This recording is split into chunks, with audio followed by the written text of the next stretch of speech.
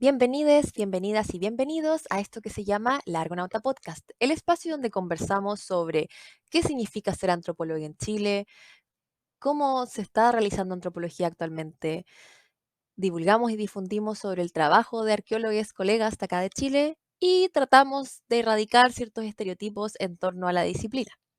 Hoy les traigo una conversación con Óscar Fontana, antropólogo físico y actual encargado de colecciones del Museo Arqueológico de La Serena. Conversamos sobre muchos temas, empezando por un drástico cambio de carrera, antropología física, pasando a cómo vincular la antropología física con sus intereses lo llevó al trabajo donde se encuentra actualmente. Hablamos sobre la cultura, trabajar en cultura en Chile, sobre museología, sobre patrimonio y una que otra referencia ñoña va a surgir en esta conversación. Realmente les aconsejo seguir escuchando. Bueno, primero que todo te voy a pedir que te presentes, que me des tu nombre, tu ocupación, de dónde eres, dónde vives actualmente y un dato random, el que tú quieras. Ya. Soy Oscar Fontana. Me dedico, bueno, soy encargado de colecciones del Museo Arqueológico de La Serena. Y por lo mismo vivo en Coquimbo, La Serena, sector cuarta región. Se me olvidó la otra pregunta, pero mi dato random es que soy muy ñoño también. Así que estamos aquí hablando en la misma sintonía. Eso, un dato random muy necesario. No, la pregunta era de dónde eres, si es que no estás en la misma ciudad. Ah, no, yo nací acá en Coquimbo. Fui a estudiar. Fue la primera vez que me salía de la región y volví de nuevo a mi región porque la amo, firmemente. Así que estoy acá y yo creo que me voy a quedar acá para siempre. Por siempre, buenísimo. Bueno, mencionar que nosotros estudiamos en la misma universidad, la Universidad de Concepción, Ujú. dato rosa. Bueno, somos colegas, eres antropólogo, ¿cierto? Así es. Ya, pero tú eres antropólogo físico. Sí, físico, aunque no me gusta mucho esa palabra porque yo entré a la U para Ujú. ser antropólogo nomás. Ya. El hecho de que nos separaran en la carrera por físico o social, como que a mí igual me dio un poco de lata, porque me Mm, gustaba como ese lado como complementario que tenían las dos áreas. claro. Me gusta demasiado la mitología, me gusta demasiado todo lo que es simbología, identidad, cultura. Entonces siento que no puedo separar tanto como decir que, o ponerme el apellido que yo soy antropólogo físico. Pero en la U sí hice la especialidad de antropología física. Bueno, al final eso es como mi área de especialidad.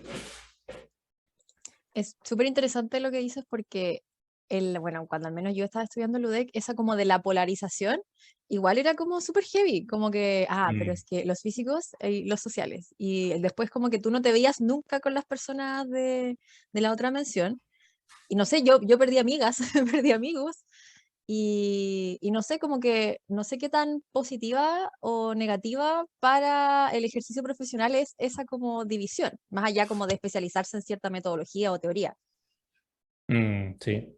Tengo una opinión ahí también que va más incluso por el lado político, que nos jugó en contra, que esa separación también como que se premiaba en todos los lados de la carrera, porque encontraba que incluso el lado político, por ejemplo, cuando había marcha o tomas en la U, siempre el meme era que los físicos eran los amarillos, los momios por Chile, y los sociales eran los compañeros que estaban aquí pro marcha, pro cambios sociales, y en realidad nunca fue así, po. O sea, en la realidad misma de la toma, uno sabía quién eran obviamente los que estaban más de tu lado como político, pero no eran solamente sociales y no eran solamente físicos, sino que había de todo, y es como la vida finalmente, po. Pero se tiende a estigmatizar por el área y también mucha gente caía en eso, de que al ser físicos, encontraba también que había mucha gente que se creía científicos o científicas y se creía en el cuento de que, no, yo soy del lado de la ciencia y me gusta más este lado, y otros que eran muy hippies, que eran muy culturales, y decían, no, también se creían en el cuento de que yo no estoy del otro lado, pero finalmente son matices que se ven cuando uno ya no está en la universidad. Y mucha gente tiende a caerse, quizás por rollo identitario, de falta de autoestima o qué sé yo, otros problemas, a caer en ciertos grupos que finalmente puede que incluso no hayan querido estar ahí, pero que finalmente permean y generan estas como estigmas o etiquetas que en realidad no lo son, al menos en lo que me tocó vivir en la U. Quizás en otro U sea distinto, pero en la UDEC al menos era así. Estás diciendo que hay prejuicios y estereotipos dentro de la carrera de antropología. Sí, No. muchos. ¡Oh, qué sorpresa! No, quería acotar que, a la gente que nos escucha que las personas a veces piensan que porque tú estás estudiando antropología, que se supone que es una carrera que desarrolla el pensamiento crítico, el análisis, y en el fondo esta idea muy como difundida de que no, es que depende del contexto y de que habría como cierta apertura hacia, hacia como los estereotipos, los prejuicios, como que ese tipo de cosas no existiría de forma tan palpable. Pero yo creo que todas las personas que hemos pasado por alguna carrera de antropología sabemos que eso no es así, Mm, particularmente por el ejemplo que mencionas tú de la Universidad de Concepción, donde están estas dos menciones, porque recordemos que no en todas las universidades donde se imparte antropología existe a veces más de una mención. En general se presenta más antropología social o cultural. Solamente en la Chile y en la Universidad de Concepción hay mención física y algunas otras, en la Chile está la mención de arqueología como tercera mención y en otras universidades está arqueología como una segunda carrera o como una mm. mención alternativa a la social. Pero claro, y esta polarización y este tema como del cientificismo relacionado con el positivismo se da inclusive dentro de la carrera y es muy cierto que es algo que no es visible hasta que uno sale, no es para nada perceptible. Y uno lo ve también en el mundo laboral porque no solamente la carrera de antropología es un problema del ser humano. Porque, no sé, pues uno tiende a pensar que los psicólogos están preparados o las psicólogas están totalmente preparados y no tienen ningún rollo, ninguna crisis, no tienen depresión, pero obviamente sí, que los curas son dedicados a Dios, pero vemos que hay curas también que están cagados. Entonces, finalmente, es como todo en la vida, hay matices, hay gente buena, gente mala, gente que está complicada, gente que no, y no solamente de una carrera, sino que todas las carreras que tienen especialidades uno tiende a idealizarlas, pero finalmente son personas las que están trabajando y como personas finalmente tienen eh, complejidades. Y eso es lo que enseña en realidad antropología, porque uno debe entender que no debería sorprendernos que en la carrera de antropología hayan personas que no estén muy propensas a pensar en la diversidad, por ejemplo. Y es normal. Ah, es súper cierto lo que dices, como que uno igual tiende a idealizar, o sea, lo conversábamos en los capítulos anteriores respecto como a estas ideas románticas que uno tiene de la antropología antes de entrar a la carrera y muy vinculadas con estereotipos de la antropología clásica y dura y pura y claro, y también pasa un poco esto con las menciones, estos estereotipos, igual muy vinculado como con la edad de las personas, lo que decías tú, porque al final elegimos una carrera súper jóvenes normalmente o usualmente, y claro, yo en lo personal, por ejemplo, yo la carrera súper tímida, yo creo que tú y yo habremos conversado dos veces en todo mi No, paso yo por la diría, carrera, tal así como vez, uno lichado. o la sí, a lo mejor, pero no sé, pues, y después terminó la carrera y claro, ahora crecí, soy otra persona y es como es, po. Y bueno, estereotipos. Es importante que las personas sepan que eso va a pasar en todas las carreras, no solamente en antropología. No porque antropología sea un espacio en el que se supone que hay mayor apertura de pensamiento, de criterio y de análisis, no van a haber estereotipos, no van a haber prejuicios, no va a haber discriminación, no va a haber situaciones que se dan en cualquier otro tipo de espacios académicos o carreras también. Igual yo creo que tocaste en el punto que es la madurez también, pues siempre he encontrado que uno entra muy chico a la U, 18 años, uno cuando es chico piensa que 18 años uno está adulto, pero en realidad 18 años está, yo no sabía qué hacer en realidad con mi vida a los 18 años. Y así como dato freak 2.0, entré a los 26 a la carrera de antropología, entonces ya tenía una carrera encima, entonces ya cachaba más o menos cómo funcionaba el asunto. Entonces no entré tan joven y por lo mismo pude ver o tomarla de distintas formas, pero mi primera carrera la tomé también, me metía a ciertos grupos, también tenía esta como estigma, entonces finalmente es como también tiene que ver mucho con la madurez, nuestro sentido como de pertenecer a un grupo, querer ser aceptado, y por eso también uno, o yo creo que alguien que esté entrando recién no debería como estresarse por porque le complica la carrera en ciertos aspectos sociales quizás o en ciertos aspectos como de vida. No creo que es algo normal, pero obviamente es una etapa que tiene que uno como pasarla nomás, pues y ahí de eso se aprende. ¿Puedo preguntar qué estudiaste previamente, por curiosidad? Sí, soy ingeniero en informática soy. Y ingeniero Oh, en gestión informática. Salí de esas dos carreras buenísimo. y estuve trabajando como un par de años y me aburrí y entré en antropología. Y también es como un enlace a por qué estoy donde estoy ahora trabajando. Entonces como que se conecta en la conversa más adelante, yo creo. Eso. Pero eso, como que salí el 2002 del colegio, 2003 empecé a estudiar ingeniería en informática. Salí de eso, después saqué una carrera que se llama gestión en informática, que es como más de administración y como de gestión de proyectos. Y después me caché que no era lo mío. Podría haber hecho un podcast de no estudié esa ingeniería. Y después me di cuenta en el 2010 que antropología era lo mío. Que finalmente cuando chico pasaba, se fue leyendo sobre evolución humana, me gustaban los dinosaurios. Me gustaba mucho cuando estaba en cuarto básico, me acuerdo, cuando enseñaban los pueblos originarios, cuando enseñaban como la historia de la humanidad. Y siempre en informática, por ejemplo, en vez de estar leyendo los papers de informática, estaba leyendo así que si el último descubrimiento de ADN o qué sé yo, que descubrieron el último fósil de un neandertal en Europa. Entonces finalmente caché que estaba equivocado, estaba atornillando el revés. Así que al final después me decían antropología. Y aquí estoy. Hola, 3 doritos Hola, después soy nos yo. encontramos aquí. Claro, así como el cartel de Bob Esponja, 5 años después. Claro, buenísimo. Em, ¿Qué te iba a preguntar? Bueno, pasaste por esta carrera previa y después entraste a antropología. Lo que te quiero preguntar es si tú ibas a estudiar antropología como sola, ¿cómo fue que decidiste dedicarte o elegir la mención de antropología física?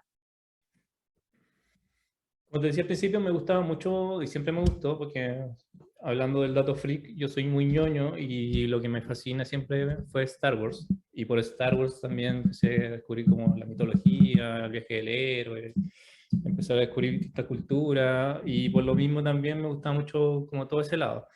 Y cuando entré en antropología quería especializarme en eso, hacer estudio de identidad. De hecho, mi primera como trabajo de etnografía lo hice de identidad. Y después cuando estaba en tercero, congelé por problema de Luca. Y en esa congelada, como tenía problema de Luca, me cayó la realidad encima. Entonces dije, ya, si voy a dedicarme a estudiar simbología o mitología, qué sé yo, ¿de qué voy a vivir? ¿Voy a tener problemas de Luca de aquí a 5 años más? ¿Sí o no? Y ahí tuve un año para pensar. Y en esa pensada me di cuenta que en Chile, al menos, el prospecto como de pega, según me lo pintaban en la U, la antropología física tenía mucho más posibilidades quizás de trabajo estable, porque también yo soy más de la idea de un trabajo estable, como con sueldo fijo, no estar dependiendo tanto de proyectos, como que me dé más seguridad, que eso es lo mío. Y pensando en eso, me di cuenta que antropología social dependía mucho de proyectos, de estar como siempre para arriba y para abajo. Me gusta mucho la estabilidad también a mí, como que me gusta tener mi casa, mi núcleo, como mi cueva finalmente. Y antropología social, si bien me gusta demasiado viajar y conocer lugares nuevos, siempre tengo que volver a mi núcleo. Entonces, como que no me lo daba mucho. Entonces, finalmente pensé en antropología física por eso y porque también pensaba que las herramientas que me daba la carrera para estudiar antropología física no la podía obtener de otros lados, pero sí sentía que podía estudiar de forma autodidacta todo lo que me podía enseñar la U en antropología social.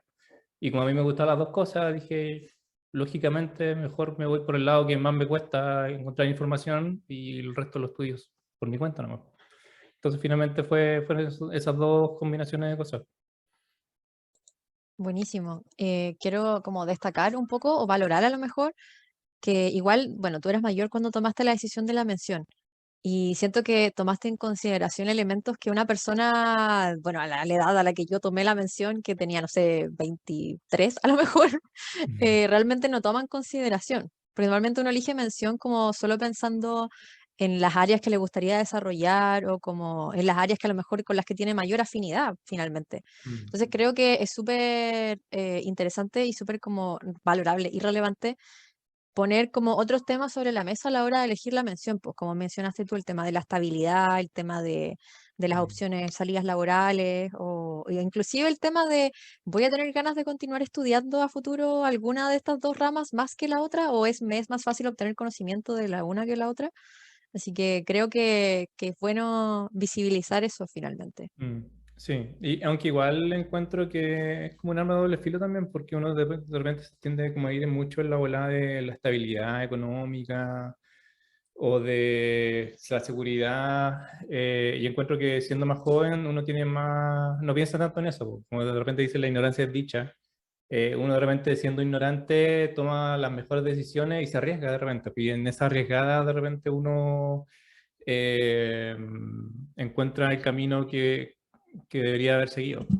Si uno es muy racional también, se me está dando cuenta que mi discurso es bien como amarillo con mis cosas. Porque eres Eh, antropólogo físico, no, mentira. Parece. Eh, No. no, es que lo decía porque en realidad yo cuando estaba estudiando informática tenía una pareja estable, tenía 6 años de pareja, estaba pensando en casi casarnos, tenía una carrera, tenía un auto, tenía como todo un prospecto de vida pensado y me di cuenta que no era lo mío, pu. Y a lo loco, sin pensarlo racionalmente, sin pensar en mi estabilidad, sentí que mi pasión en realidad era la antropología y seguí eso nomás. Y no me preocupé de mi estabilidad, cómo iba a vivir en Conce, estuve mucho rato viviendo así como con 40 lucas mensuales, pero sabía que era mi pasión. Y ahí no cuenta esa lógica. Finalmente hay que saber distinguir cuál es tu pasión en la vida y cuál es las cosas que te sirven para seguir tu pasión. Si sigues tu pasión, finalmente te va a ir bien, independientemente si es una decisión lógica o no, uno de repente siente como, como la guata lo que tenéis que hacer. Y finalmente eso es lo que hay que escuchar, pues. Y finalmente yo creo que por escuchar esa decisión loca, no racional, finalmente me sirvió y el resto son cosas como súper puntuales nomás, pues, qué me sirve más para mi futuro, qué me sirve más para seguir en esta pasión que tengo. Esos son como los adornos de un árbol de Navidad, pues. O sea, las pelotitas, las guirnaldas pueden cambiarse, pero el árbol siempre va a seguir ahí. Me encanta porque al final viviste los dos lados de la toma de decisiones, la impulsiva de guata pasional y como la decisión ya como de estabilidad y cómo eso en el fondo te ha permitido definir tu trayectoria personal y tu trayectoria laboral también, po. Mm. Y ahí como que quiero enfocarme un poco más después de ya la carrera, porque ya eres el primer antropólogo físico invitada en este podcast, y siempre me preguntan respecto a en qué trabaja un antropólogo físico. Y antes de entrar específicamente a qué te dedicas tú, quería Mm. preguntarte cómo es enfrentarse al mundo laboral siendo antropólogo físico. Mm, Cuando salí de la U pensé que la tesis iba a ser lo más difícil que iba a tener que afrontar, pero salí de la U y me di cuenta que si bien hay harta pega de antropólogos físicos en el mundo de Chile mundial, no, en realidad los puestos no se abren tanto. O sea, siempre se gira mucho en las mismas personas, o de repente es como mucho por contacto, a veces hay mucho terreno, no sé, por el sitio arqueológico en el norte, acá mismo en el Olivar, por ejemplo, que habían hartos cargos para personas de antropología física en terreno, pero siempre se dan por contacto, tenés que cachar a algún conocido que esté en un terreno y te tienen que ahí dar el contacto, dar ahí como el pase para entrar, pues. Y si no tenías ese contacto, es súper difícil, pues yo salí con contactos de hecho, la amiga de mi mamá tenía como su hermano que era el secretario, súper larga la conexión, pero como el secretario de la ministra de Justicia en ese entonces. y le dejó mi currículum en el escritorio a la ministra y también al jefe del servicio médico legal en ese entonces también. Así como, mira, esa persona salió con buena nota de la U, está buscando pega, sí, sí, sí, jajaja, y nunca llegó a nada, po. Y entonces puedo tener el contacto mayores posible en la vida, pero si nadie te conoce o si no estás interesado o si no hay el puesto, no están las lucas, sobre todo porque aquí la antropología física es todo estatal, en su mayoría, salvo estos proyectos arqueológicos de rescate, no te llaman nomás, po. Y de hecho me llamaron a los 5 años después que había postulado, cuando yo estaba trabajando en mi pega actual, yo le dije, no, gracias, no los necesito. Y le cerré el correo. Pero finalmente así, pues me di cuenta que había muchas esperanzas, pero finalmente si es que no tienen la suerte, los contactos o, ¿cómo se dice? La resiliencia como para aguantar voluntariados o la resiliencia para aguantar años sin sueldo, trabajando gratis, haciéndote conocido en el mundo, finalmente no consigues nada. Eso es como finalmente lo que me di cuenta en realidad. Perfecto. Y igual quería consultarte, porque ya, tú trabajas en un museo y yo creo que Mm. gran parte de las personas tienen como la percepción de que el trabajo en los museos tiene como dos vías, que una es como, no sé, que vinculación con el medio, atención al público, digámoslo de cierto modo, y la otra, bueno, por otro lado está como el tema de gestión del museo, digamos, y por lo otro está el tema como del laboratorio, conservacionismo, etcétera, como más de análisis. ¿Qué hace un antropólogo físico trabajando en un museo? Yo entré, como decía, como voluntario al museo. Estuve trabajando como un año de voluntario y el museo que trabajo yo es el Museo Arqueológico de La Serena. Al ser Museo Arqueológico de La Serena tenemos hartas osamentas que llegaron producto de investigación, rescate arqueológico, y aquí en la región está lleno en realidad de tumbas por todos lados, entonces siempre aparece un hueso en la casa de alguien. De repente llaman así como que encontraron, no sé, estaban haciendo una huerta y salió un cráneo. Entonces va la PDI, llega el cráneo al museo y hay mucho de eso. Entonces llega al museo como voluntario para ayudar en los registros y en la conservación de la osamenta. Y estuve trabajando harto tiempo en eso, pero me di cuenta que el trabajo que habían, o que era necesario en realidad en el museo es muy grande, sobre todo, y no solamente en el Museo Arqueológico, sino que en todos los museos en Chile, ya sean estatales o públicos o privados. El trabajo es tanto de organización, de actualización de metodologías, de contextualización de las colecciones, porque son producto de cosas de diverso origen, algunos tienen contexto, otros tienen un dato suelto, otros no tienen nada, entonces hay que aunar mucha información para las colecciones de todos los museos de Chile. Entonces finalmente, más que andar viendo huesos, que es lo que me gusta, he estado dedicando los últimos 2 o 3 años como más que nada a trabajo administrativo, pero de registro de colecciones. Registro y valorización de colecciones, podría decir. Y es como la base para hacer investigación, para hacer difusión, para hacer educación, para hacer conexión con el medio. Si en un museo no se sabe lo que tiene o no se sabe muy bien de dónde viene lo que tiene y no está bien cuidado, no se puede hacer nada en los otros pilares de un museo. Entonces, ahora hay que hacer a nivel macro en todos los museos de Chile ese trabajo primero para después poder aspirar un poco a hacer otras cosas, como investigación o trabajo de laboratorio y estar jugando con osamenta todo el día, como me gustaría. Igual, Y eso, o sea, como te decía, el trabajo en un museo es varios, de repente, y eso es lo que me gusta también trabajar en un museo, que un día puedo estar registrando, sacándole foto a una pieza, el otro día puedo estar haciendo fotogrametría, el otro día puedo estar leyendo la biblioteca todo el día sobre un tema, pasado mañana tengo que ir a un colegio a dar una charla, después tengo que atender a público, y así, finalmente ningún día es igual a otro, de repente voy a terreno, entonces finalmente no es aburrido, Pero al no ser aburrido se avanza súper poco también. Pues no puedo dedicarme mi 100% a una sola cosa tampoco.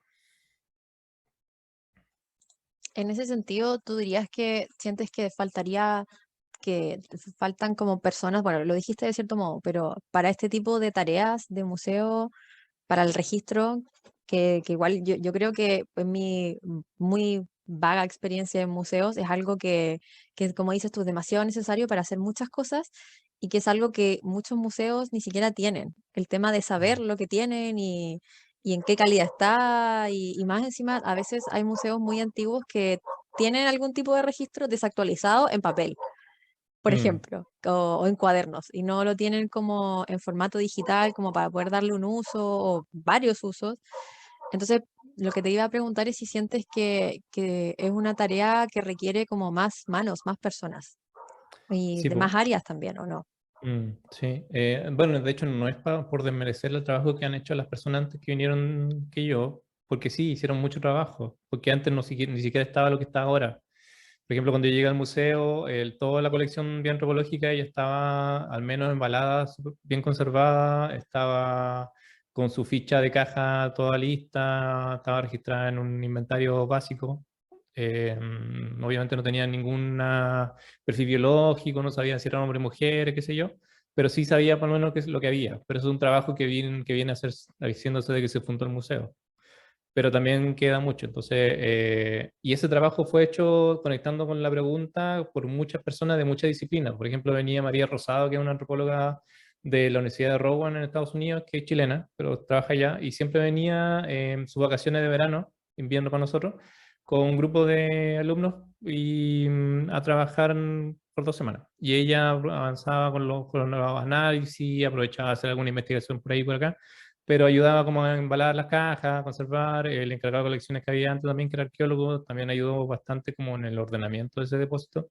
Entonces cuando yo llegué ya estaba bastante avanzado, pero como te decía, un trabajo bastante interdisciplinario, porque las personas que venían con María Rosado, ella es antropóloga física, venía por ejemplo con paleontólogos, estudiantes de paleontología, estudiantes de geología, estudiantes de antropología, estudiantes de conservación. Entonces finalmente todas esas manos sirvieron mucho como para tener lo que tenemos ahora. Y ahora se sigue necesitando las mismas manos, o sea, o el mismo tipo de diversidad. Pues no solamente que haya un antropólogo físico trabajando con colecciones óseas, sino que también haya una persona del área de la arqueología, una persona de la geología, porque de repente me sale, por ejemplo, una punta de flecha que necesita saber de qué roca es la punta.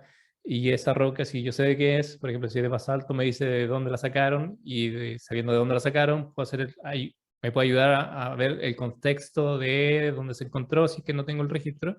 O bien, si voy a terreno, puedo como hipotetizar sobre la dinámica que existía en la población, por ejemplo.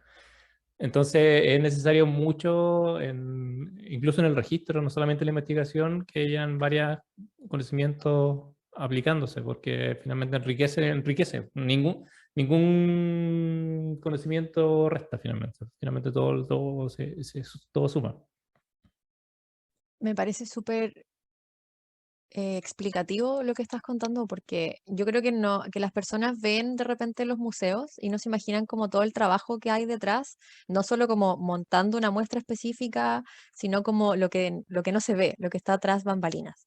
Ujú. Y estaba pensando si es que, quería preguntarte, si es que tú sientes que este trabajo de como interno del museo y de registro de las colecciones y de conservación, etcétera, como que, a ver, lo quiero frasear bien, requiere tanta atención y trabajo que, comillas, le resta atención a otras áreas del museo, como por ejemplo lo que es, no sé, difusión, divulgación o vinculación con el medio, o a lo mejor si otras áreas le quitan, digamos, atención a lo que es el trabajo que haces tú tras bambalinas.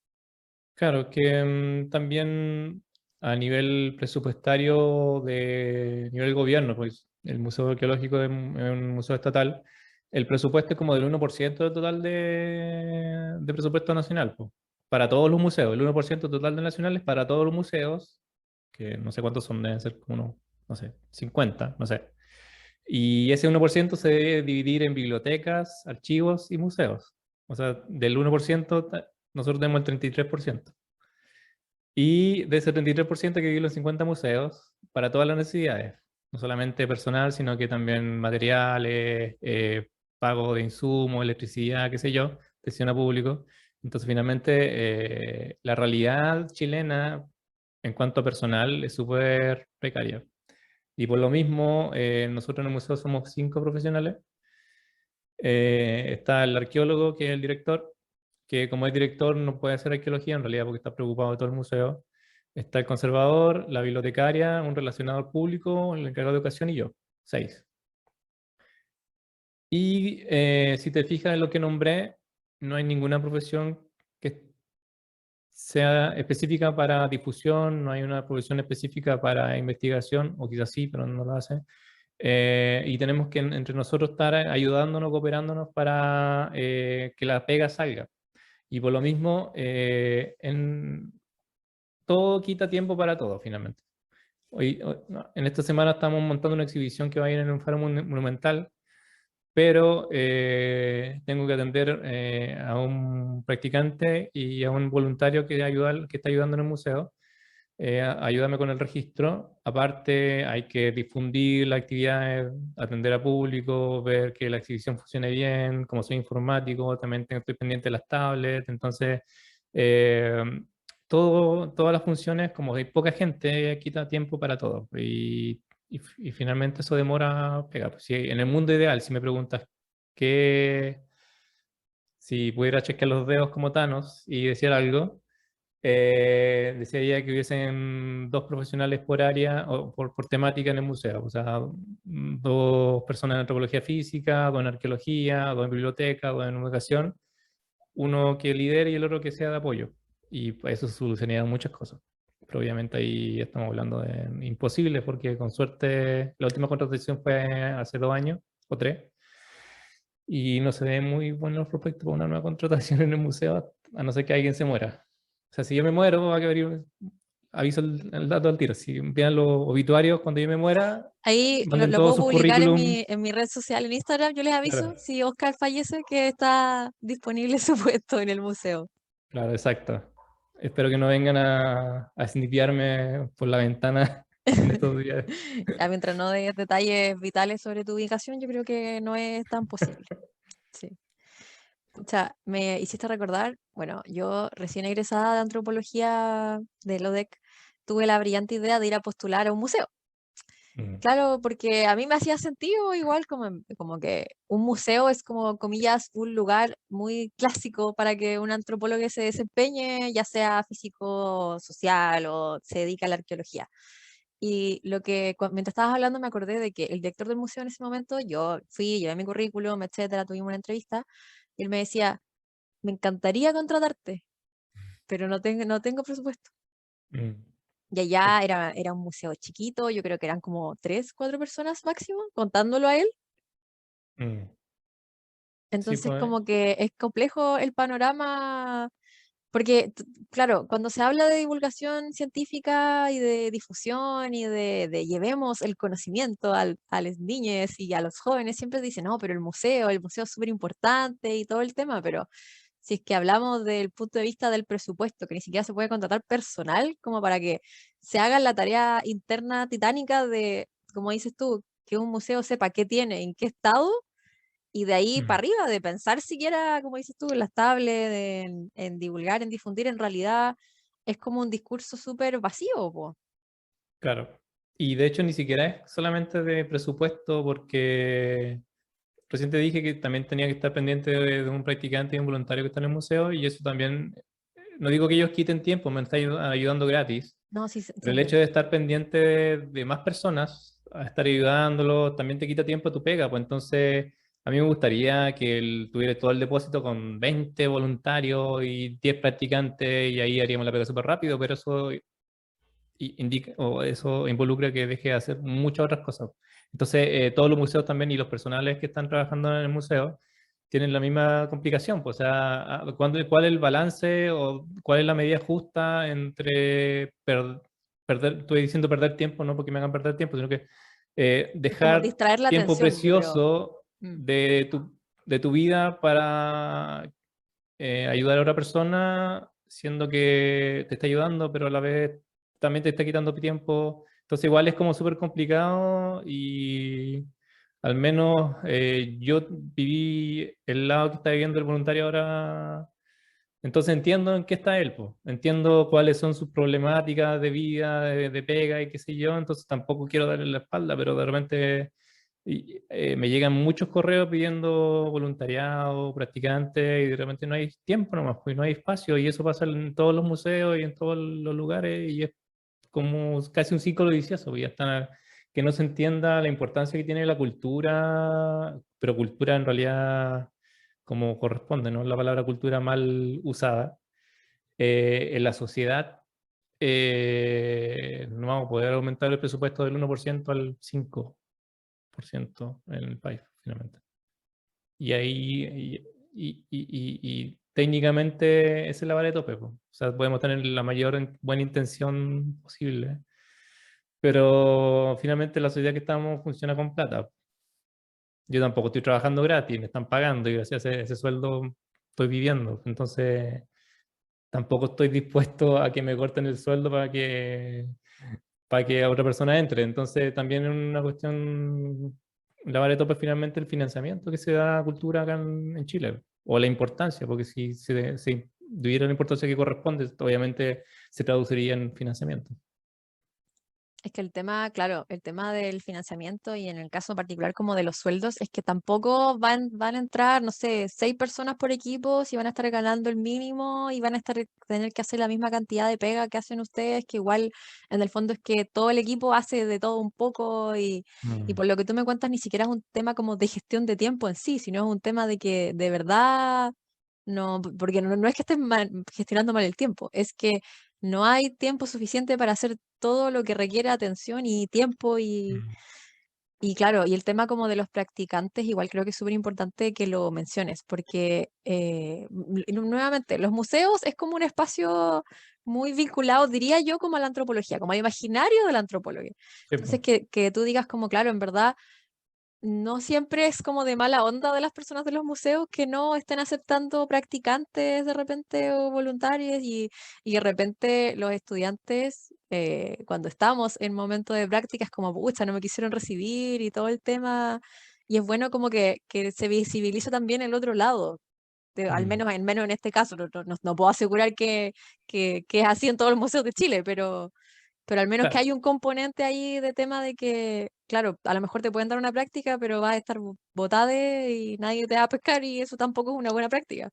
Sí, po. Y lo otro es que como llegan hartas personas pidiendo práctica, uno tiene que seleccionar finalmente, pues entonces si llega una persona muy tímida, si llega una persona como que no tiene muy claro el proyecto de vida y llega otra persona así como con el proyecto armado, que casi como que venga, hágala solo, obviamente voy a elegir a la segunda persona, porque va a ser mucho más fácil y no va a agarrar pega finalmente. Entonces también es necesario, en ese caso, también un poco ponerse las pilas, porque a sabiendo de que la situación está tan precaria a nivel profesional y a nivel estudiantil, también es bueno ponerse las pilas en ese sentido, pues hacerse notar o bien tener bien las cosas bien claras para presentar un buen proyecto finalmente o presentar una buena práctica. No es llegar y así, hola, quiero práctica, hágame todo, sino que en realidad, eh, si bien están haciendo un favor,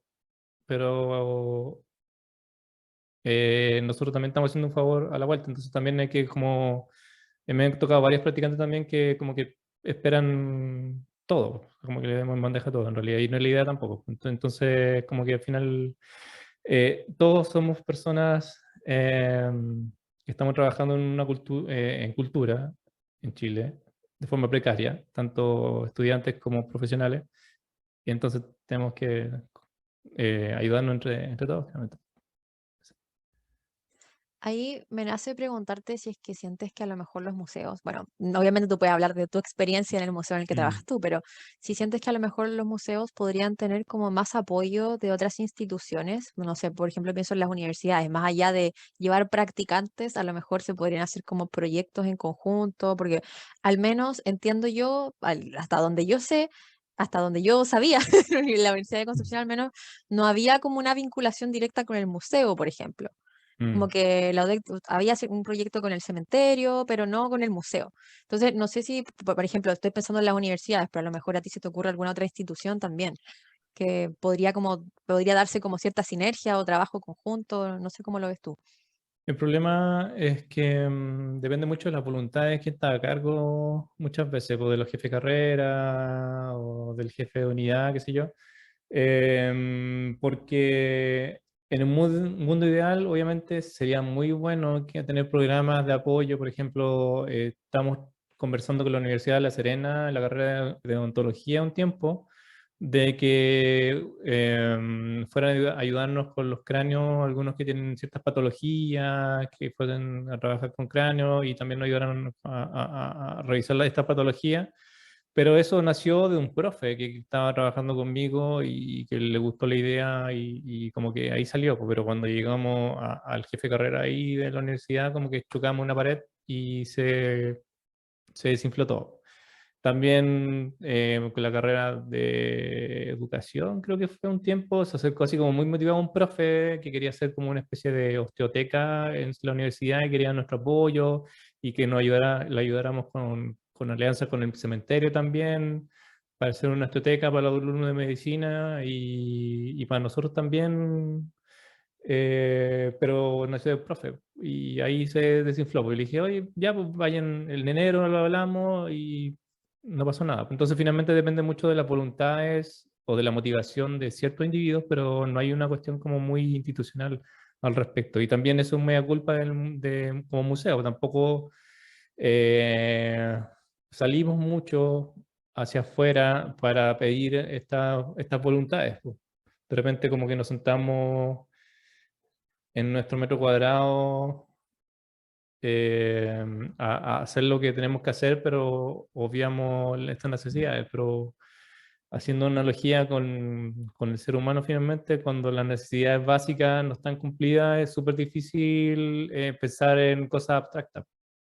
Y una vez que las necesidades como de alimentos, sustento estén recién seguras, ahí recién el ser humano se puede extender a pensar en otras cosas. Y lo mismo pasa con las instituciones, po. Si estamos tratando de estar a flote con el agua en el cuello todos los días, poco espacio vamos a tener para pensar en hacer alianza o en preocuparnos de eso, si no podemos comer o no podemos beber o no podemos, no sé, pues tener resguardo en la noche a nivel profesional. Pucha, me, me pone mal conocer un poco más de cerca todo este tema de la precarización, porque, o sea, yo creo que todos sabemos que no hay presupuesto para cultura y de que se está potenciando, por ejemplo, las ciencias, pero es como ya las ciencias, solamente comillas, las ciencias duras, ultras comillas, pero no lo que trabajamos, los antropólogos finalmente, y claro el rubro educativo, ya sea educación superior, también es otro tema que necesita, como dices tú, saldar millones de asuntos y de... Sí, Tiene pues, otras cosas mucho más urgentes que preocuparse de vincularse activamente con instituciones culturales o hacer investigación. Y también pasa con los museos, finalmente. claro, Al y aquí, final, por ejemplo, en la región tenemos en la oficina técnica del Consejo de Monumento, que también gente de antropología puede trabajar ahí, ujú, en pueblo originario, en patrimonio inmaterial, pero en la región hay una persona para toda la región en esas tres áreas. Entonces, en todas las regiones pasa lo mismo. Y no hay un equipo de trabajo, sino que hay una persona que tiene que andarse subiendo un bus, andar para arriba, para abajo, en toda la región. De repente le llaman de la cordillera, después tiene que ir a la costa y no da abasto, y de repente tiene que contratar personas que ayudan. Y han llegado como dos antropólogas al museo a trabajar de ayudantes de pueblos originarios que he visto dentro de los años que he estado en el museo. Pero llegan y se van, pues son como contratos de apoyo por 6 meses, para el periodo intenso y chao. No, no hay tampoco como, o sea, se ve la necesidad, pero no se puede contratar a alguien así como a tiempo completo tampoco, por eso se llaman los profesionales de apoyo. Entonces es una cuestión que ni siquiera ahí están las personas para liderar el equipo suficiente para toda una región. Entonces es como súper complicado. Es difícil. Es un panorama muy complejo al final, po. Y Mm. ahora, como dando la vuelta un poco la pregunta, pensando ahora como en las personas interesadas o no interesadas en los museos, digamos, o en la cultura.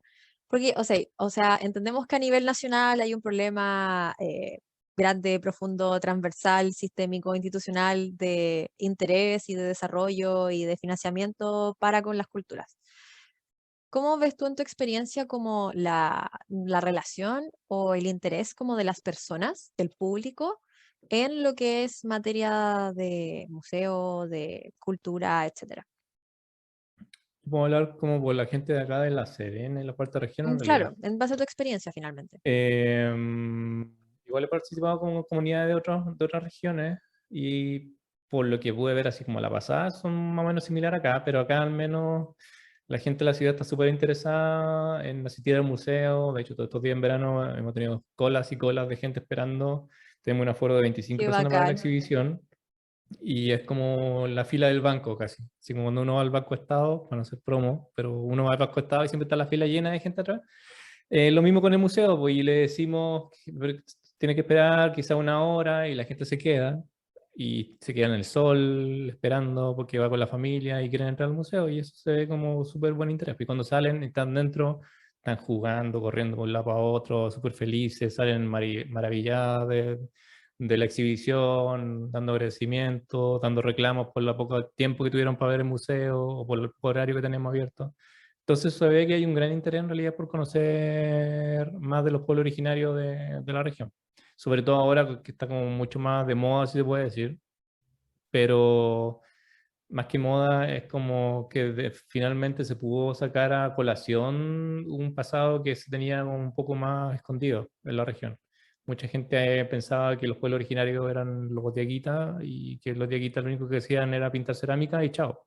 Pero gracias al sitio del Olivar que se encontró en la carretera, se, la gente común y corriente pudo como darse cuenta en realidad que habían como muchas culturas en la región, de muchas épocas, que vivían y convivían juntas, y que no solamente hacían cerámica, sino que eran cazadores, recolectores, que eran agricultores, pastores, que tenían muchas formas de trabajar casi similares a lo que tienen ahora las personas que viven en la caleta, lo que tienen en el valle, se identificaron mucho con sus abuelos, con la gente que tienen en la casa, que vieron que la exhibición, por ejemplo, hay personas que hacían textiles de la misma forma que lo hacen ahora, o que de hecho encontramos una tumba que tenía un plato con un jurel, un choclo y un zapallo, y estaba en la tumba, y el mismo plato que comen acá en la costa hasta ahora, como una cazuela de pescado, una cazuela de jurel.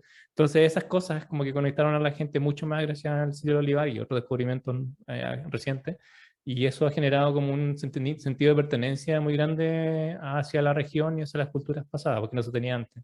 Entonces ahora también estamos viendo un mayor interés, sobre todo por las generaciones jóvenes, hacia las culturas más que a la institución, porque antes había mucho interés para ir al museo, pero por la institución.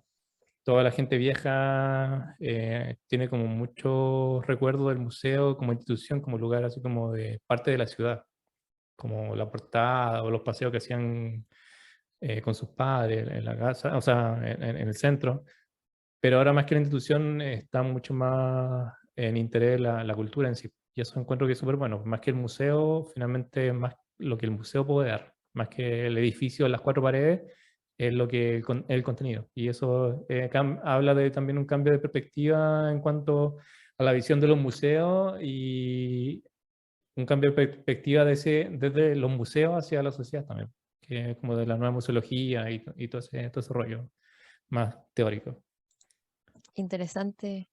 Qué rico que al menos se dé ese escenario en donde estás trabajando tú. Y gracias como a un descubrimiento ahí, no sé, la pregunta que me surge en base a ese descubrimiento que tú mencionas de ese sitio es como qué tan mediático fue como para que levantara como el interés de las personas que no necesariamente están tan vinculadas a estos temas. Mm.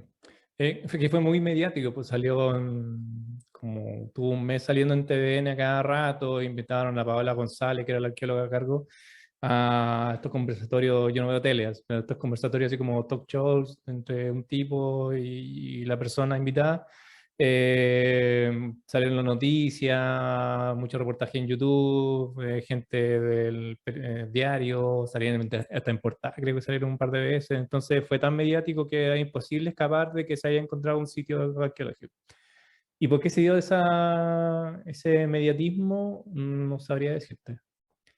Porque han habido sitios muy grandes acá en la región que no han pasado así, pues. Quizás porque fue La Serena, quizás fue el contexto social, quizás justo esa semana no había noticias, nadie se peleó con nadie en la tele, entonces no había portada de algún matinal, entonces justo se dio, ¿cachai? Pero la cosa es que se dio finalmente, no sé cómo, pero la cosa es que fue muy mediático y eso no se pudo escapar.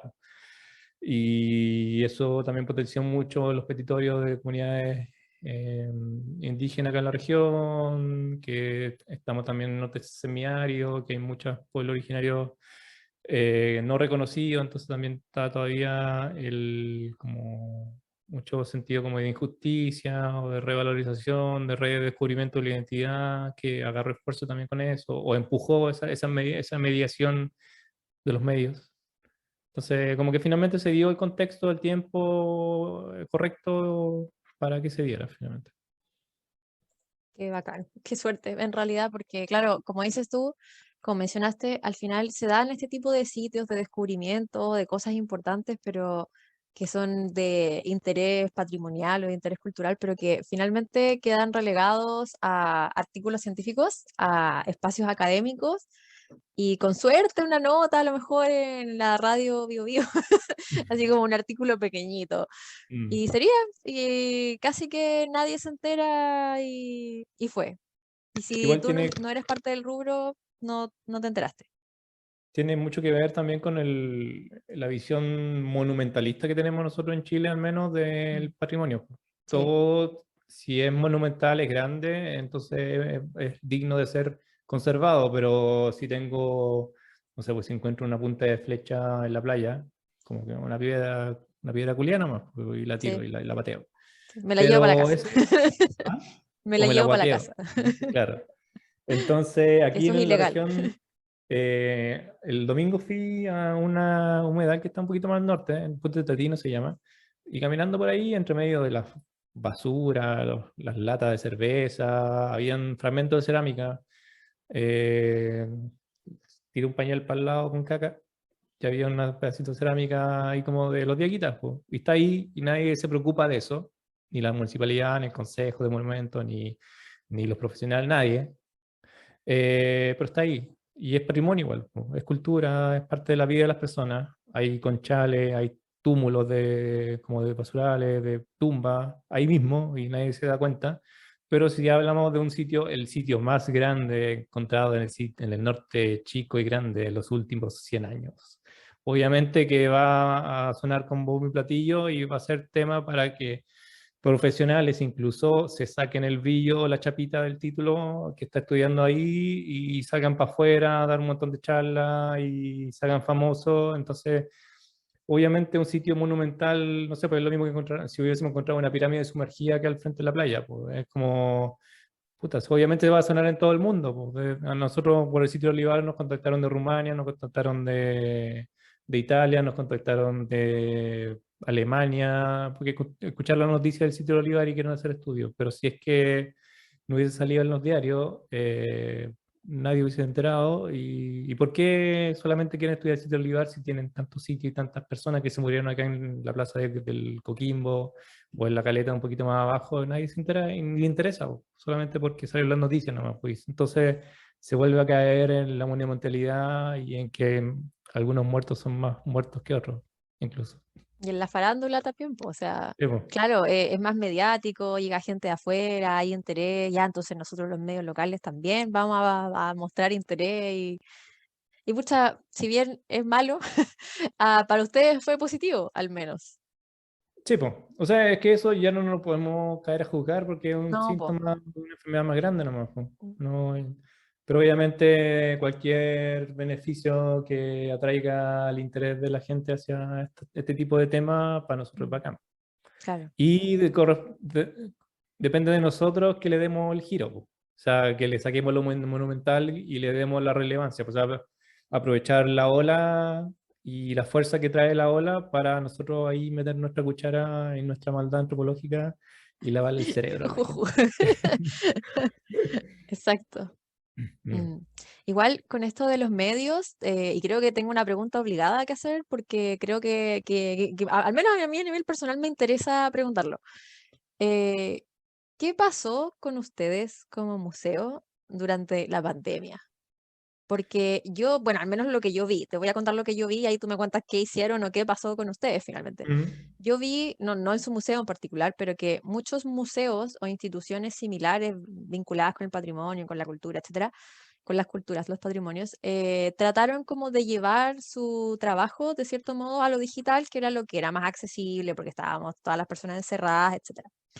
Y no sé, por ejemplo, de museos grandes, internacionales, estaban como estos recorridos online y todo el tema. Mm. Había muchos museos que empezaron a sacar programas, podcasts, que hacían transmisiones en vivo, etcétera. Entonces, yo quiero saber un poco cómo ustedes manejaron este tema de la pandemia y cómo subsistieron como museo durante este periodo, que aún continúa. A mí me tocó la pandemia en realidad en Italia, así que no viví como la primera el choque, o sea, lo viví allá O sea, obviamente, estaba ahí allá, estaba la estaba gente ahí. muriéndose al lado mío, pero no lo viví como museo, entonces llegué acá cuando ya Ya, la ola había pasado, llegué como en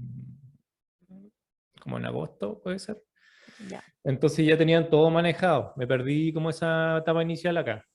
Pero cuando yo llegué en agosto, ya como que se habían organizado un poco en hacer como actividades digitales, como tú decías, y hacer como para el Día de Patrimonio, me acuerdo que hicieron como una especie de lámina didáctica para recortar, juegos, ¿cachai? Para que jugaran los niños en la casa. Eh, pero a nosotros, al menos como equipo, nos costó porque la mayoría de las personas son gente vieja que no se manejaba, ni siquiera no sabía que ni siquiera que era una red social.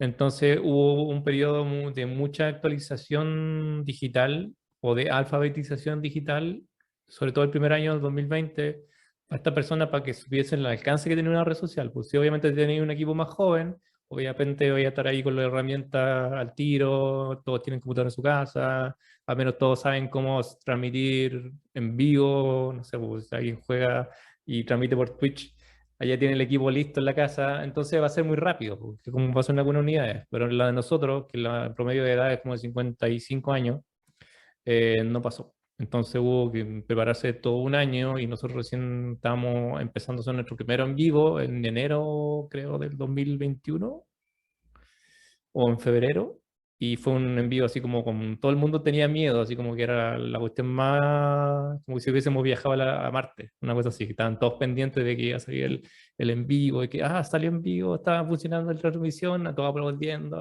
así como cuando la NASA llevando un correte para afuera, ¿cachai?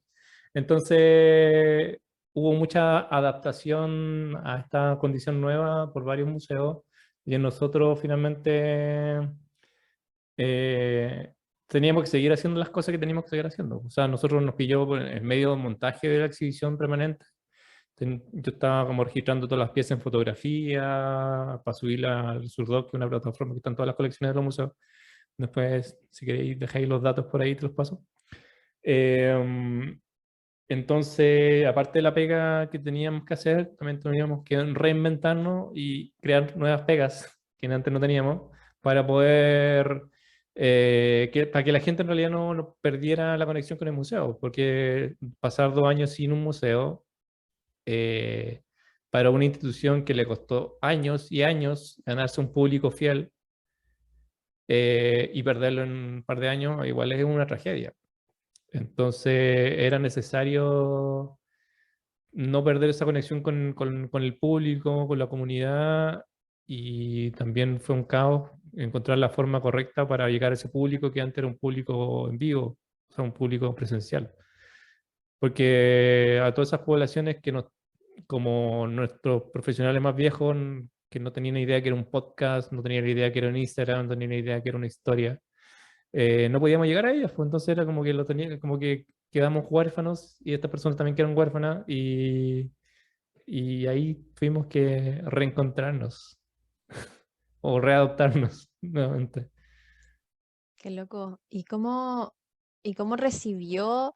O sea, a ver, yo creo que la pregunta es, ¿y en esta como proceso de reencontrarse, tuvieron audiencia? Y si tuvieron audiencia, ¿fue la audiencia que ya tenían o fueron audiencias nuevas? Lo bueno sí que captamos nueva audiencia. Ya. El Instagram creció caleta. Yo llevo la cuenta de Instagram del museo.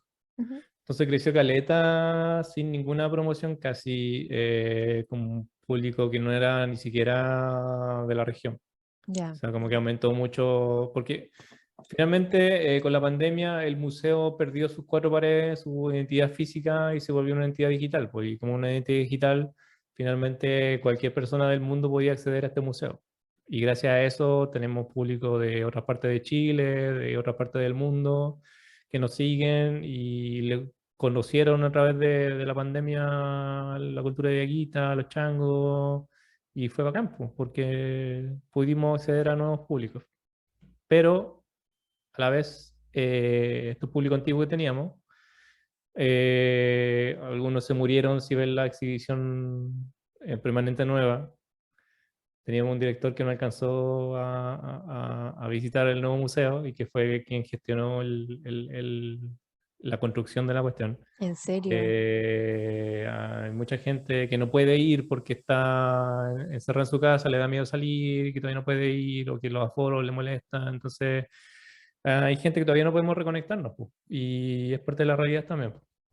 Y no podemos pedirle a la gente o obligarlas que se metan, así como agarrarla del cuello, que se metan a Instagram porque ahí estamos transmitiendo en vivo, sino que en realidad no son sus tiempos, no son sus medios y hay que entenderlo también. Y también al entenderlo también hay que como preocuparse de ello también. No, es difícil y creo, y no sé si, yo no tengo una respuesta a cómo hacerlo, pero en la realidad que estamos ahora, al menos identificar si es que en realidad hay gente que todavía no llega al museo o que no llegamos nosotros a ella.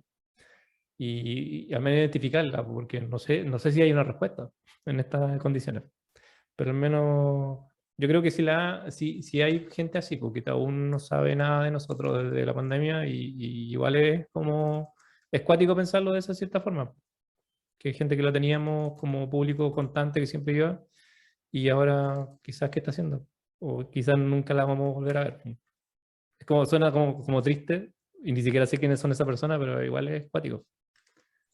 Es fuerte, como, bueno, obviamente llegó la pandemia en un momento en el que nos permitió, o sea, gracias a la pandemia nos permitió como país darnos cuenta como de las desigualdades y la falta de alfabetización digital y el acceso desigual a lo que son los dispositivos, a la conectividad, a internet, etcétera.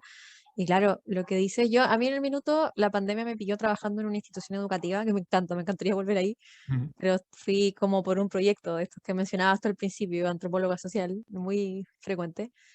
Y claro, yo trabajaba con instituciones educativas de sectores como Santa Bárbara, Nacimiento, y había un porcentaje de estudiantes que, no sé, en 3 meses no se habían podido conectar, po, porque en Claro. uno del Colegio Santa Bárbara creo que el porcentaje de desconexión era un 40%, que es harto, es harto.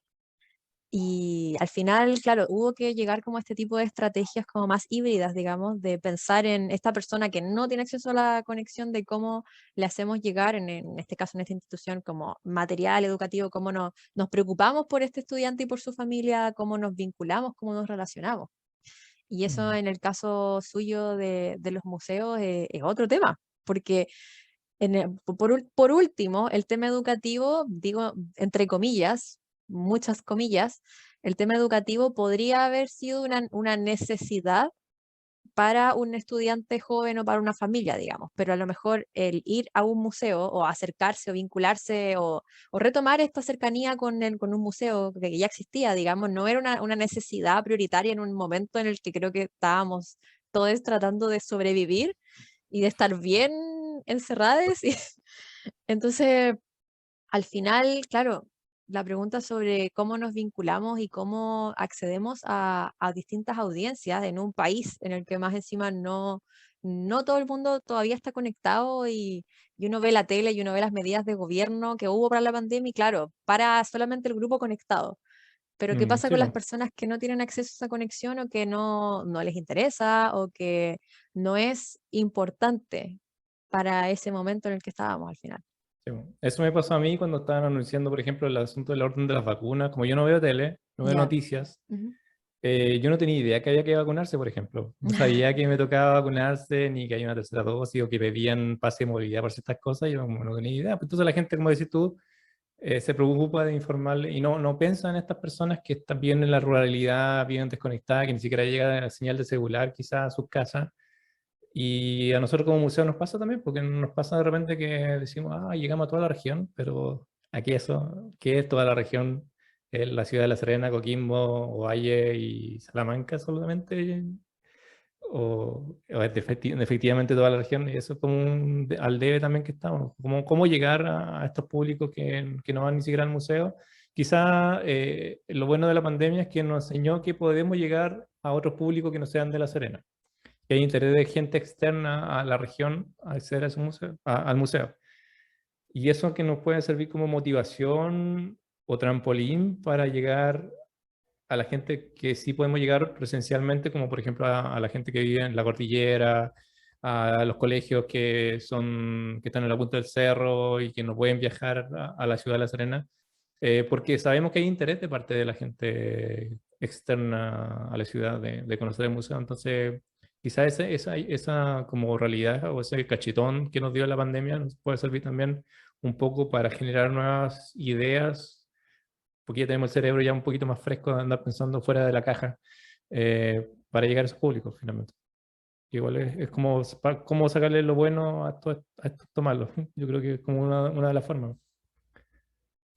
Igual pensando un poco en esto de pensar fuera de la caja y llegar a otras audiencias, te quiero preguntar si sientes, no necesariamente en el museo en el que estás tú, pero si sientes que la institución o las instituciones que constituyen los museos son instituciones que están, comillas, actualizadas o desactualizadas a las audiencias actuales, o a lo mejor eso se modificó gracias a la pandemia, no lo sé. ¿Cómo sientes que, o a lo mejor sientes que los museos se tienen que adaptar a nuevas audiencias? Em, sí y Puedes, no. O sea, puedes pensarlo. hay gente, no, es que es complicada la pregunta porque hay museos que están mucho más adelantados a nivel tecnológico y de nueva audiencia, antes de que llegara la pandemia. Y hay museos que están muy desactualizados. Yo creo que nosotros estábamos como al medio. Estamos como, no sé, pues estamos, habíamos salido recién del cascarón cuando llegó la pandemia nosotros. Pero hay gente, hay museos que estaban recién incubándose.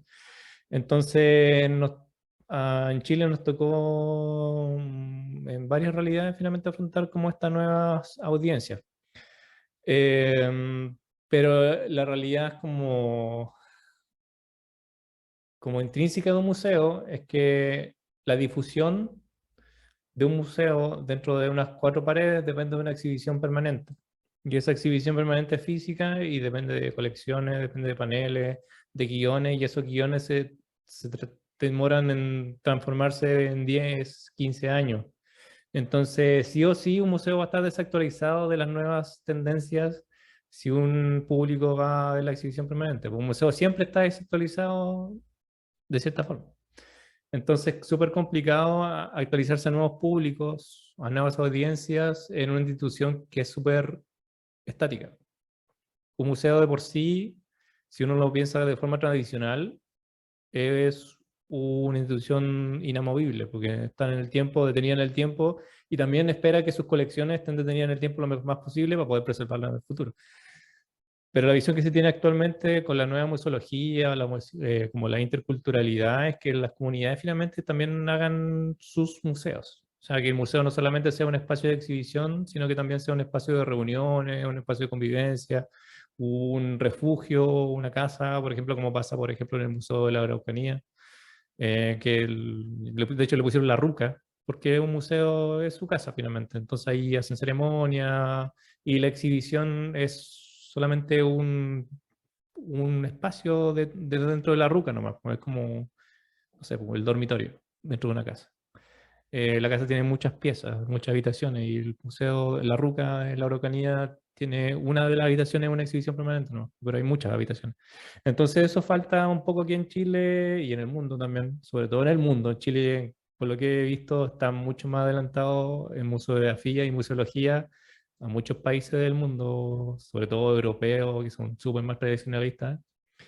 Eh, y es necesario cambiarlo para empezar a, como, a dejar que el museo sea un espacio estático y empiece a ser un espacio dinámico. Olvidarse un poco de que el museo solamente es colecciones, el museo solamente es un servicio permanente, y empezar a preocuparse del museo como comunidad, el museo como espacio de encuentro, el museo como, como ente educador, como un museo como un espacio de juegos, incluso un espacio lúdico, un espacio para reírse, que ni siquiera se piensa, un espacio para la primera infancia, que todavía ningún museo de Chile se preocupa casi de la primera infancia, es súper poco, contado con los dedos de las manos, que se preocupa de tener vitrina a la altura de un niño o una niña de 2 años. La mayoría de los, uno lleva un chiquitito a un museo y no ve nada porque están todas las vitrinas en altura. No puede tocar nada, no hay nada que le interese. Entonces, no tenemos profesionales que sean especialistas en primera infancia y tenemos que apoyarnos en las tías de la Junji, por ejemplo, porque en las mediaciones, qué sé yo. Entonces, se olvida, y incluso el mismo relato de las colecciones, no olvidamos que existen otros públicos también, o no otros públicos, otras personas dentro del relato. Siempre se habla a nivel de arqueológico de el hombre de los rieles, por ejemplo, en el caso de acá, o la dama del Chacay, qué sé yo. Pero nunca se habla del niñito de las conchas, o el juguete de la niñita del olivar. Nadie se preocupa de eso y también es necesario porque son cosas homólogas, pues, tanto la gente que va al museo como la gente que habita en el museo, a través de las colecciones, tienen que tener el mismo tipo de público. Me encanta lo que dices al final, porque vuelve, o sea, de cierto modo igual volvemos un poco a la problemática del principio de financiamiento, falta de tiempo, falta de personal, de cierto Ujú. modo, pero también de otro modo es esta idea de que al final el museo, si bien es, comillas, estático, puede tener apertura a hacer muchas cosas más y de acceder como a muchas otras personas. Y este tema como del discurso lo encuentro súper importante, porque claro, el museo tiene como también un discurso un poco arraigado, digamos, o un poco estático, pero sería súper bueno pensar tanto las muestras como los espacios del museo para distintas edades, por ejemplo, para distintos grupos de personas, para más allá como, no sé, de la inclusión de las personas con discapacidad, más allá de eso, sino así como Mm, tan importante como, pucha, que un niño vea un juguete arqueológico y sea como, oh, ese niño, no sé, de hace 1000 años es como yo al final. claro. Y eso igual Es es otro fácil. acercamiento a la cultura y otro acercamiento a la cultura material también y a repensar un poco todo esto de cómo me vinculo yo, persona actual, con lo de hace mucho tiempo.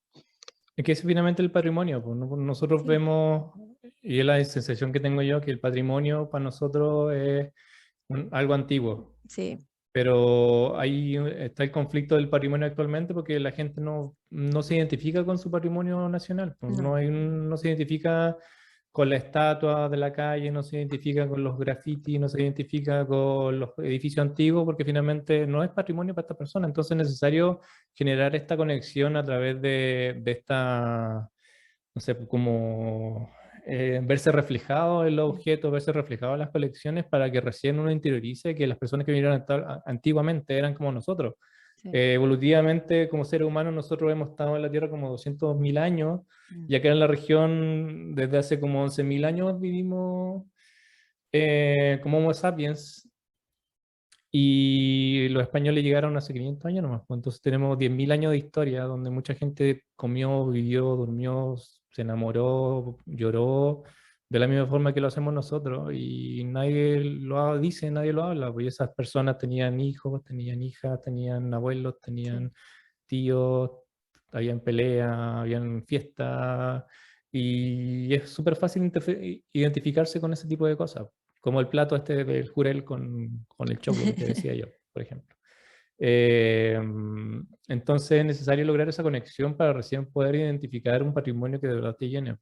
Y Sí. si no se logra hacer eso, siempre van a ser objetos antiguos de otras personas, pues nunca van a ser objetos antiguos de míos, o que podrían haber estado en mi casa, o que la momia que estoy viendo podría haber sido mi abuela. Entonces no me voy a cuestionar de que sacáramos los restos humanos de un museo, por ejemplo, porque en realidad entiendo que a mi abuelo no me gustaría que estuvieran en una vitrina siguiéndose a sol y a sol a vista de todos, por ejemplo. Mm. Entonces, mientras avancemos a esa conexión con el patrimonio de forma relacional, ahí recién podemos resolver también muchos problemas como la conexión con el público, la adhesión de público nuevo, cómo se ve el patrimonio, cómo es la relación de los museos con la comunidad y cómo es la comunidad y su visión hacia el museo. Entonces, como son varias aristas, pero que dependen también mucho de cómo se ve el patrimonio y qué es patrimonio en la sociedad. Mm. Me gusta mucho lo que estás diciendo porque, claro, en esta discusión, nueva discusión que hay en torno al patrimonio a raíz como de los movimientos del 2019 y de cómo, claro, está como esta discusión concreta de el edificio, la estatua, es un no patrimonio, nuevamente como esta visión monumentalista al final, po. Mm, Y yo siento que, claro, falta como esa beta de entender de que los patrimonios, no solamente el patrimonio, los patrimonios, que hay más de un patrimonio y que son diversos y que yo creo que nosotros como antropólogos, bueno, no sé si nosotros mm, particularmente, pero nuestro rubro, digamos, nuestra disciplina de repente como que adolece de mirar las cosas como de afuera, de que, por ejemplo, yo creo fervientemente de que nosotros nos olvidamos de que nosotros somos personas estudiando personas y de que nuestra trayectoria personal es igual de importante visibilizarla dentro de este proceso de investigación de otras personas porque finalmente nada es objetivo, nada es frío, nada es tan estático como lo hacemos querer ver. Y finalmente, bueno, ahí me voy a ir a otro lado, pero tiene que ver un poco con la crítica de la antropología es una ciencia, no es una ciencia, las ciencias sociales, es otro tema, pero siento que al final es súper nocivo para, por un lado, llegar a las audiencias, por otro lado, como que las personas se vinculen con los patrimonios y con la cultura de otras formas y seguimos visualizando la cultura y el patrimonio como algo estático, como algo alejado y como que esto que nos han dicho por años que es cultura y patrimonio es cultura y esto con lo que yo me vinculo no es cultura ni es patrimonio. Y al mm, sí, final es súper nocivo como para que nuevas generaciones se preocupen, entiendan o se interesen siquiera en pensar que hoy este edificio, este monumento, este trozo de concha se vincula conmigo, es importante, es necesario, pero mm, es un problema ver las cosas tan de afuera finalmente. claro. Y sobre todo cuando son cosas muy, perdón, Sí, no, tranqui, se edita todo. ahora sí. Sobre todo cuando son como cosas que nos afectan en el día a día. O sea, que lo vemos tan cercano que como somos nosotros personas analizando personas, nos cuesta de repente ver que los cambios sociales o las modificaciones que están ocurriendo a nuestro alrededor, ¿no? Y que todas las cosas que nosotros vemos también es patrimonio. Por ejemplo, en el Museo de la Revés tenemos un espacio para escribir, que la gente ponga qué piensa que es una cerámica que está viendo. Puede ser un candelabro, un macetero, qué sé yo. ¿Se imaginan qué puede ser la cerámica que están viendo? Y una persona puso UW, así, UW. Me encanta. Y se están preguntando, ¿y qué eso? ¿Qué significa? Sáquelo si no sirve. Dije, pero sí, pues sí, alguien lo puso porque es como necesario ponerlo y sintió que era su forma de expresarse y es válida, pues. Entonces, nosotros tendemos a, no sé, pues, tirándolo por el lado de los memes, ver memes, jajaja, nos reímos, qué sé yo, lo compartimos, pero también es parte del patrimonio actual, pues. Y puede ser como muy cringe, como de repente, así como ya, saquen los memes, o sea, pongan memes en los museos, qué sé yo. Pero en realidad, todo lo que sea cultura y que esté como moviéndose alrededor nuestro, es parte del patrimonio, pues, y si uno lo entiende de esa cierta forma, y como que uno rompe un poco la burbuja de esta separación que decís tú entre el patrimonio, de lo que nos enseñan, y lo que estamos viviendo, y uno finalmente entiende que lo que yo estoy viviendo en el día a día, ahora mismo que estoy sentado frente a ti y hablando en un podcast, también es un patrimonio, también es algo cultural que estamos haciendo. Y si uno llega a entender eso, como que se te abre los ojos y usando otro meme, te explota la cabeza como el GIF este del loco que descubre el mundo. ¿Sí? Quería preguntarte, es que no, como que no supe cuándo preguntarlo y como que siento que llegué como cerca al final de las preguntas que quería hacerte y no lo pregunté, así que voy a preguntártelo y ahí veo si lo meto entre medio o no, cómo lo hago. Quería preguntarte si es que has podido vincular un poco o cómo se vinculan o si tu carrera anterior con tu carrera actual y con tu trabajo en un museo. Porque si es que no estoy equivocada, yo recuerdo que vi tu proyecto de tesis en un minuto, porque estábamos estudiando en la misma universidad, y yo dije, oh, qué bacán. Entonces me gustaría saber cómo siguió eso, si continuó realizándose, que me contaras un poco al respecto. Mm.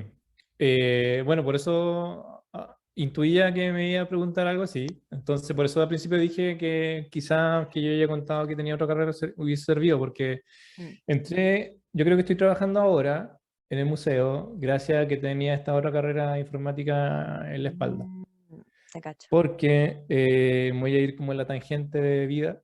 Entonces, estudié informática, me metí en antropología y bla, bla, bla. Llegué al cuarto año, elegí especialidad y no sabía qué hacer de mi tesis porque, como siempre te dije, mi tema era como mitología y ese lado, entonces meterme como al lado de antropología física, como que la U tenía la opción de forense o arqueoantropología, o no sé cómo se llama, arqueo Sí, algo. arqueobiología, Ar- algo. bueno, Arqueología, arqueo algo. digamos.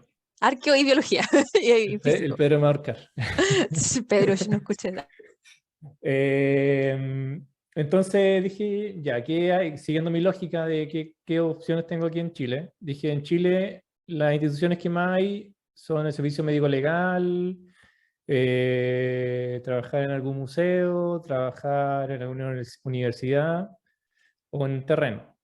Entonces, ¿qué más me sirve para mi estado o felicidad mental? Que yo quería algo fijo, no quería estar en terreno todo el tiempo, ni andar por arriba y para abajo, sino que quería mi núcleo. Entonces dije, ya, forense entonces.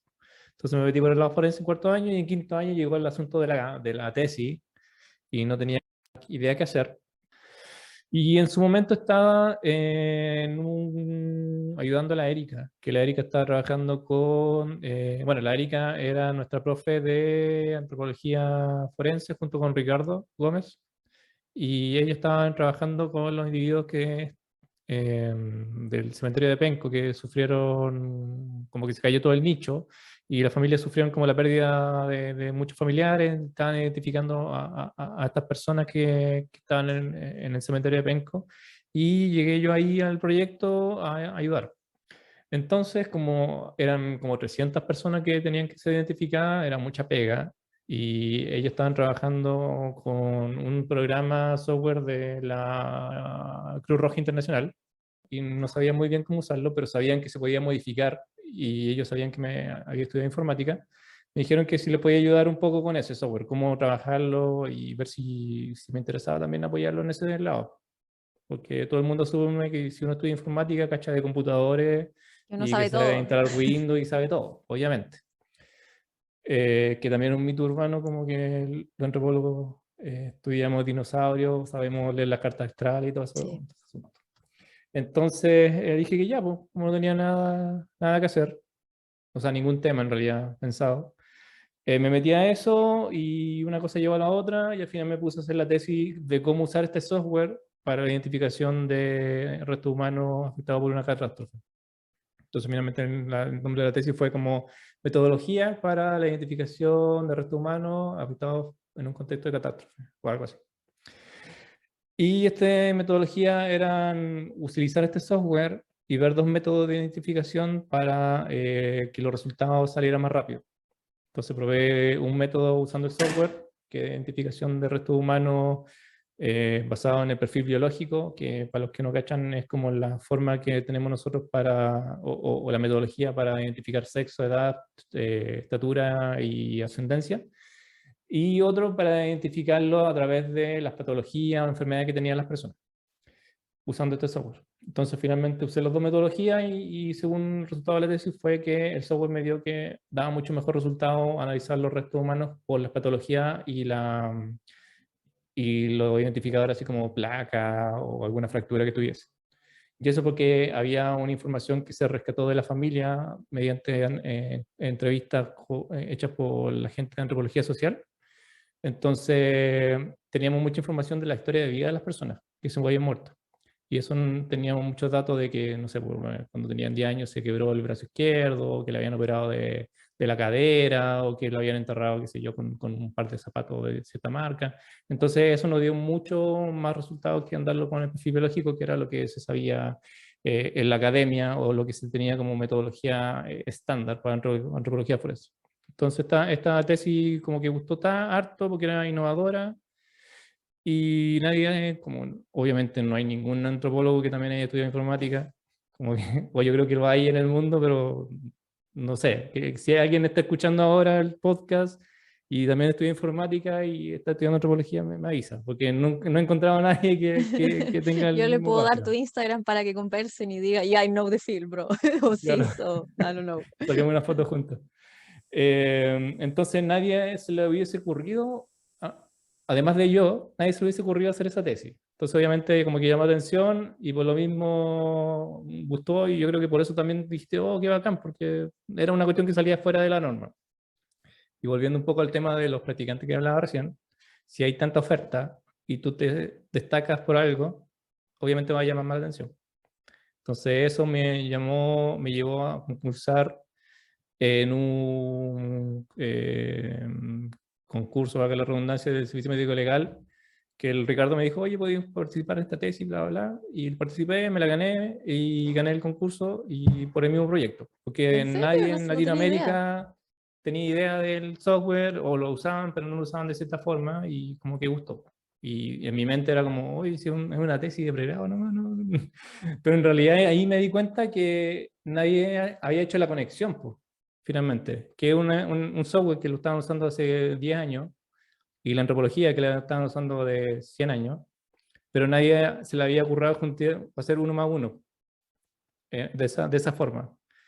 Y así finalmente, no me estoy tirando flores, pero muchos de los inventos como que llama la atención en el mundo son cosas que ya se tienen, pero a alguien se le ocurrió juntarlas nomás. La otra vez estaba viendo un video en YouTube que si quieren lo buscan, que se llama Everything is a Remix. Y dice que todas las cosas que nosotros tenemos en el mundo se han inventado porque son remixes de cosas que vienen de antes. Pues nadie crea nada de la nada, sino que todo el mundo se sostiene en los hombros de, como dicen, estamos en los hombros de gigantes o algo así. Es Está bien porque dicho. todo lo que tenemos ahora fue construido por personas que vienen antes de nosotros, pero que gracias a que ya no hicieron la pega, a nosotros tuvimos la ventaja o las necesidades básicas cubiertas para pensar en cosas nuevas y así vamos construyendo nuevo conocimiento. Entonces, finalmente, volviendo al tema, a mí nomás se me ocurrió en realidad, por la locura, juntar la informática con la antropología y resultó. Pues. Entonces, como también había dicho, no tenía pega y todos mis contactos habían fallado. Estaba acá mirando el techo en mi casa, llorando, agarrando, comiendo helado, viendo, Como suele pasar. como suele pasar, comiendo helado, viendo películas y pensando qué iba a hacer con mi vida, buscando una cuerda para ahorcarme de mi altura. Y justo caché en Facebook que había como una charla de María Rosado en el museo y que estaba hablando de antropología forense. Po. Y dije, en vez de perder el tiempo acá mirando el techo, voy a perder el tiempo en el museo. Y ahí ella estaba dando la charla y contó que estaba haciendo esta ayuda en el museo en las colecciones. Y como no tenía nada que hacer, me acerqué y dije, hola, hola, soy antropólogo físico, salí del UDEC y la puedo ayudar. Y me dijo, bueno, ven mañana. Y fui y ahí conversando le dije de la tesis que había hecho y como que se sorprendió y me dijo, oye, ¿y podrías tú hacer algo así como para ayudarnos a registrar porque estamos analizando los huesos, nos serviría harto como una cosa para registrar lo que estamos encontrando en las patologías y qué sé yo. Entonces ahí hablé con el director del museo, le conté mi tesis también y le conté la idea que había salido de hacer como fichas nuevas en Excel para registrar los individuos del museo, y le gustó la idea y que empezó a hacer ahí como computing, usando como todo, no sé, por el asunto de programación que aprendí en informática, y hice unas fichas digitales para el registro de colecciones arqueológicas.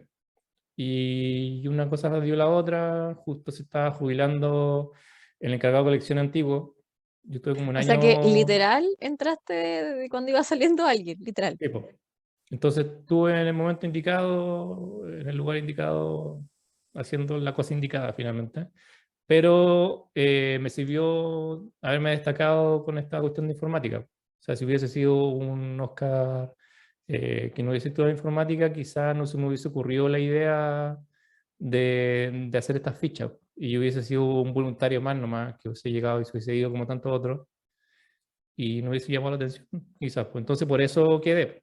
Y aparte, para no desmerecer como a mí yo, también fui un poco busquilla, pues, o sea, tuve como no sé, pues como que estuve comiendo pan todos los días sin sueldo porque yo quería estar ahí. Aparte de chico siempre yo fui al museo, me gustaba ir al museo, lo único que quería era ver las momias, entonces estaba trabajando en el museo de voluntario, aunque fuese como por nada, y yo estaba feliz. Entonces, como que igual fue un parte, esto como destacarme, llamar la atención por algo novedoso, pero también igual como que constancia también y suerte, y que se haya jubilado el caballero que estaba antes que yo. Entonces finalmente fue una combinación de cosas que se dio, po. Pero volviendo como a lo que te decía al principio, como que uno siente en la guata de repente lo que uno tiene que hacer. Y son una de esas cosas que finalmente como que te dicen que tenés que quedarte en ese lugar a pesar de todas las dificultades, sabéis que es el camino correcto. Y así como lección de vida siempre he aprendido en realidad que si uno sigue tu dicha, como dice Joseph Campbell, se te abren las puertas.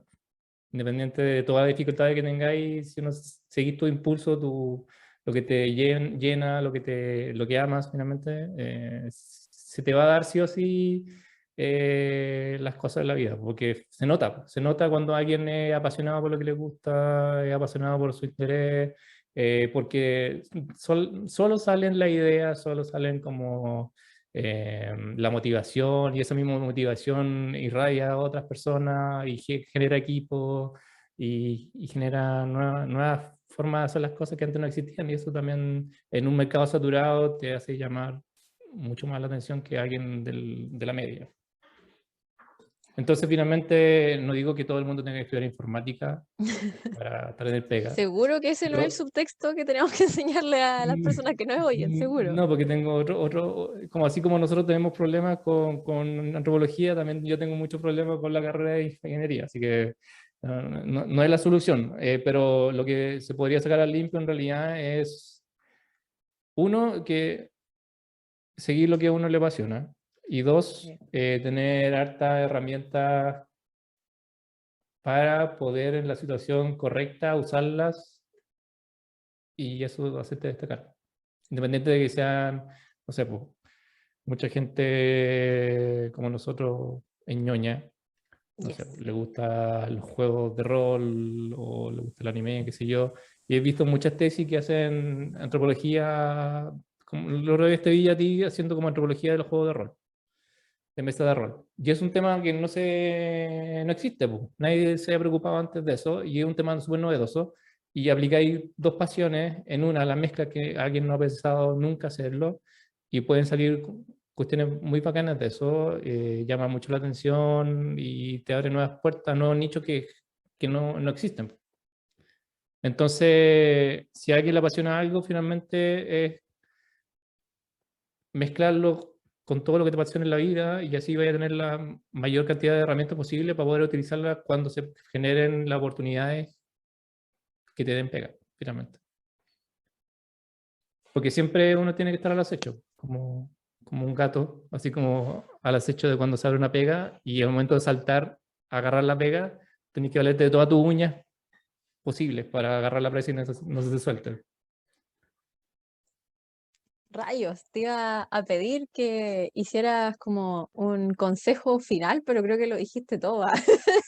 Así como a la vida, como para terminar la entrevista, pero no sé, igual te dejo el espacio, si es que ya para finalizar te gustaría dejar algún consejo, ya sea para personas que piensan en estudiar antropología, para personas que quieran trabajar o en un museo, o personas que les interesa la antropología física, no lo sé. Libertad de un mensaje final para terminar la entrevista. Yo creo que la mayoría ya lo dije ya, pero consejos primero, que no se frustren si salieron del colegio y están ahí que no saben si de verdad les gusta la antropología o no, porque en realidad, como dije al principio, uno sabe súper chico y uno no tiene claro nada en la vida. Yo recién empecé a tener claridad a los 30 años, ahora tengo 37. Pero a los 30 años recién tenía claridad de lo que quería hacer con mi vida, y eso fue gracias a que tuve todos los 20 experimentando nomás, po. Entonces, que los 20 siempre, yo creo que es una buena etapa para experimentar, porque no tenéis muchas obligaciones, algunos. Otras personas sí, pero la mayoría no tiene muchas obligaciones o tiene como un poco apoyo de los padres. Entonces es muy fácil ahí como estar cachando para dónde no va la cosa. Y eso es uno. Y lo otro es que si de verdad a uno le gusta la antropología, eh, hay súper poca pega, pero eso no puede como... Uno debe, así como la ideología budista dice que el sufrimiento existe, uno tiene que saber lidiar con eso. La inestabilidad económica en la antropología existe, entonces uno tiene que aceptarlo, ¿no? Y tú como lides con eso va a ser si va a tener éxito o no. O sea, mientras mejor no, ¿cómo se dice? Lides. Lidias. Lidies con eso, que con la inestabilidad económica va a estar mejor preparado para enfrentar tu entorno laboral. Y así vas a estar mucho mejor predispuesta para aceptar pegas que quizás no te van a dar mucha plata, pero que te van a dar quizás un futuro o qué sé yo. Entonces, finalmente, eso, como que aceptar en realidad que la pega en realidad en Chile es mala, pero que al momento de aceptarlo, finalmente te van a abrir puertas para buscar soluciones para compensar esa falta de ofertas que hay. Y eso va a ser estudiar algún magíster o algún diplomado o meterte en un grupo que ni siquiera tiene que ser en la academia, pues va a estar ayudando a comunidades en el día a día y eso te va a hacer conocida, qué sé yo, en una comunidad o en una región. No tiene que ser siempre en la academia tampoco. Y también no tiene que siempre seguir lo que te dice la academia que hay que seguir, que hay que estudiar el pregrado, después el magíster, después el doctorado, porque finalmente estás siguiendo un camino que el resto te está diciendo que tienes que hacer, pues. No es tu camino, tú tienes que seguir como tu propio camino. Yo, por ejemplo, odio la academia, odio el hecho de que tengamos que seguir una cierta línea de prospecto de vida, de tener el hijo, la familia, el auto, lo ideal, el pregrado, el magíster, el doctorado, el postdoctorado. Finalmente todos están haciendo lo mismo. Nunca te va a destacar si sigue el resto, ¿no? Entonces, finalmente, si para ti no te hace sentido seguir un doctorado o un magíster, da lo mismo, está bien, sigue tu camino nomás y incluso te va a servir para no perder tiempo en cosas inútiles, que te van a estar quitando años de la vida, que es súper poca, y vas a estar ocupando ese tiempo precioso en las cosas que de verdad te van a servir para, obviamente, hacer lo que te gusta. Finalmente, ese consejo. Buscas, conócete a ti mismo, a ti misma, y encuentra tu propio camino en la vida antropológica, ¿no? Eso. Tremendo consejo. Muchas gracias. Nuevamente quiero agradecer enormemente a Oscar por su tiempo y su disposición para conversar en torno a su trayectoria profesional y personal y sobre su actual trabajo. Les voy a dejar en enlaces dentro del capítulo de podcast, ya sea si lo están escuchando en YouTube, en Anchor o en Spotify, algunos enlaces que me envió, así como sus redes sociales y la página y redes sociales del Museo Arqueológico de La Serena.